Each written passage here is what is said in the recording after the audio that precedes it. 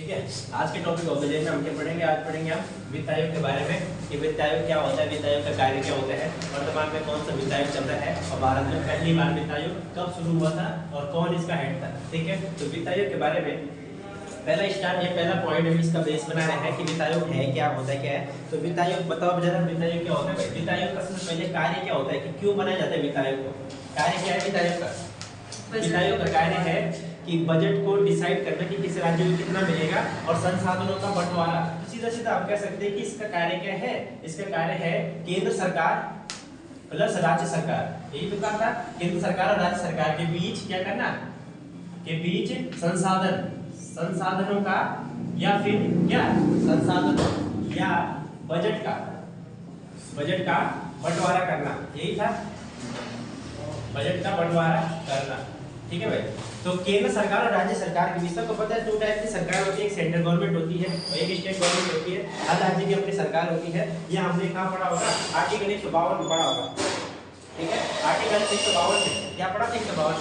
152 में यही पढ़ा होगा कि राज्य की परिभाषा क्या होती है? राज्य की परिभाषा, एक राज्य की परिभाषा क्या होती है? एक राज्य के पास क्षेत्रफल होता है, एक राज्य के पास जनघनत्व होता है, एक राज्य के पास पॉपुलेशन होती है, लेकिन उसके पास क्या नहीं होती? उसके पास संप्रभुता नहीं होती, मतलब कंप्लीट पावर नहीं होती है। अरे मान लो कि जैसे कोई ऐसा मुद्दा बन गया कि जिस पर राज्य सरकार का कुछ और पॉइंट ऑफ व्यू आ रहा है और सेंट्रल गवर्नमेंट का कुछ और माइंड सेट आ रहा है, तो आप इसमें किसका माना जाएगा? सेंटर का माना जाएगा, क्योंकि सेंटर पावरफुल है। तो इसलिए उस राज्य के पास कंप्लीट पावर नहीं है, संप्रभुता नहीं है। वही हमारा आर्टिकल 152 कह रहे हैं। क्या कह रहे हैं? 152 राज्य की परिभाषा। ठीक है, तो इसलिए केंद्र तो सेंट्रल गवर्नमेंट और स्टेट गवर्नमेंट के बीच संसाधनों का, संसाधन क्या होते हैं? जितने भी हमारे क्या है, नदी है, जितने भी हमारे नदी झरने नहर जो भी है, सब नदी झरने पहाड़ मिट्टी जो भी है, वायु, सब संसाधन होते हैं। ठीक है, रिसोर्सेज जिन्हें कहते हैं। अगला एक कार्य पता चल गया। अगला कि भाई कि वित्त आयोग क्या है? तो वित्त आयोग का स्वरूप क्या है? तो हम क्या देंगे इसका स्वरूप क्या है? इसका स्वरूप है, ये कैसी है? संवैधानिक। कैसी संस्था है? संवैधानिक। अरे है कि नहीं? संवैधानिक संस्था है। ठीक है, ये संवैधानिक संस्था है भाई। अब बात आती है कि संवैधानिक शब्द तो लिख दिया, लेकिन संवैधानिक संस्था होती क्या है? संवैधानिक संस्था, देखो दो चीजें होती है हमारे संविधान में। एक होती है संवैधानिक संस्था, क्या होती है? संवैधानिक, और एक होती है सांविधिक। ठीक है, सांविधिक बोलो या गैर संवैधानिक बोलो। तो संवैधानिक संस्थाएं वे संस्थाएं होती है जिनका भारतीय संविधान में उल्लेख है, और अगर भारतीय संविधान में इनका उल्लेख है तो मतलब किसी न किसी आर्टिकल में इनका क्या होना चाहिए? वर्णन होना चाहिए, किसी न किसी आर्टिकल इनके लिए स्पेसिफाई होना चाहिए। गैर संवैधानिक क्या होती है? जिनका यूज के जैसे इनका जरूरत पड़ी वैसे इनके गठन किया गया, क्लियर है। और इनका गठन जैसे इसमें एक एग्जांपल महिला आयोग का बना था, हिमानी महिला आयोग का बना था, और अंकुश के लिए कि मानवाधिकार आयोग का बना था, मानवाधिकार आयोग। महिला आयोग 1990 महिला आयोग बना था 1990 का एक्ट था, याद रखना भाई। 1990 का एक्ट था और 1992 में बनता है महिला आयोग। तो ये संविधान में नहीं लिखा है इसके बारे में, ये तो बना था कि महिलाओं के अत्याचार के लिए एक बोर्ड होगा, महिला आयोग, और मानवाधिकार जहाँ पे लोग जा सकते हैं, ये बना था 1993। तो याद रखना, तो ये है गैर संवैधानिक संस्थाएं और संवैधानिक संस्थाएं जिनका संविधान में उल्लेख मिलता है। तो इसके लिए कौन सा आर्टिकल है? तो ये क्या हमने किया, संवैधानिक संस्था है, तो इसका अगला स्टार इसका वर्णन कहाँ है भाई? इसका वर्णन 280 आर्टिकल में है। ठीक है, क्योंकि अभी हमने कहा ना कि संवैधानिक संस्था है, तो इसके लिए आर्टिकल होगा, आर्टिकल है 280, रह जाएगा। ठीक है, और आगे कि भाई 280 में तो है कि भारत में पहला वित्त आयोग कब बना है?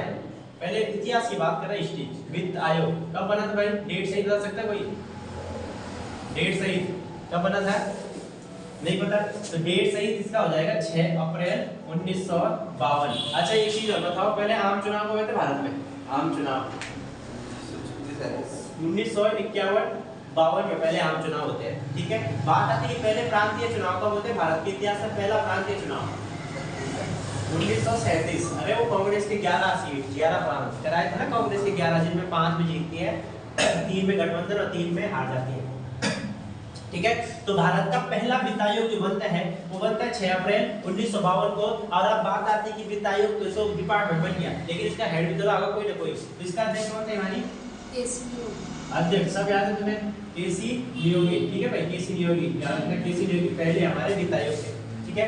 और इसका कार्यकाल कितना होता है, और ये प्रत्येक 5 साल के लिए होती है, 5 ईयर के लिए होता है, ठीक है भाई।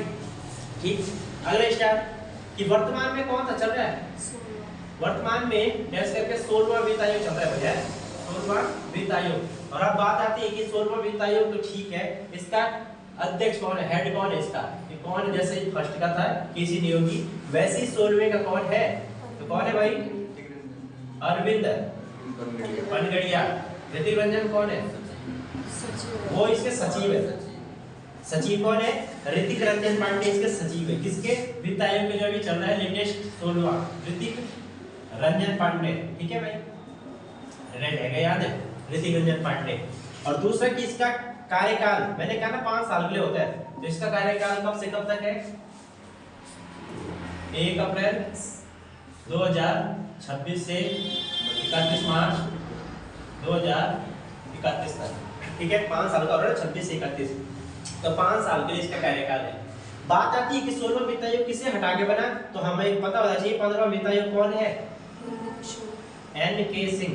एन के सिंह बोले तो नंद किशोर सिंह, या नाम इनका नंद किशोर, ठीक है भाई। तो ये तो तुम्हारा वित्त आयोग के बारे में थोड़ा सा जो खास खास चीजें संवैधानिक संस्था का भी आ जाएगा कि कौन सा एक कथन असत्य है, कौन से कथन सत्य है, तो हम क्या देखेंगे संवैधानिक संस्था है, ठीक है भाई। और संवैधानिक संस्था तो इसका आर्टिकल 280 है, पहला वित्त आयोग पढ़ चुके हैं 6 अप्रैल 1952 को, और इन 1952 को याद रखना है क्या होता है, पहले आम चुनाव होते हैं 1951, पहले अध्यक्ष का केसी नियोगी, उसके बाद अपने वर्तमान में पढ़े 16वां, किसे हटा के किसे रिप्लेस करके बना 15वां वित्त आयोग केसी नियोगी। और ये हो गया तुम्हारा आज का एक छोटा सा टॉपिक वित्त आयोग के बारे में, ठीक है। अब से चलो क्लास में